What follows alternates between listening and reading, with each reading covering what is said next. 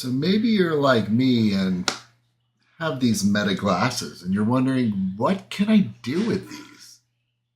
Well, they can be your vision during a demo so you can master your pitch. Want to see how? Hey Meta, help me get ready for the demo.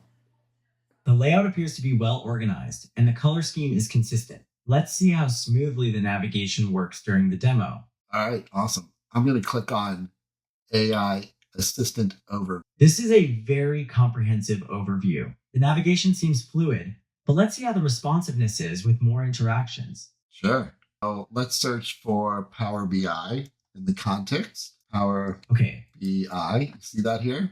And I'm going to do a search.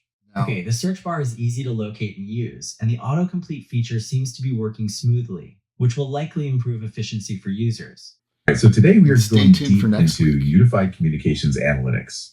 Hey there, what's up? Yeah, so listen, this is Paul at Metropolis. I'm our tech lead demo guy. I have a demo, and I need to differentiate our product. Oh, wow, Paula, that's fantastic you're listening and that you're actually from Metropolis. Yeah. So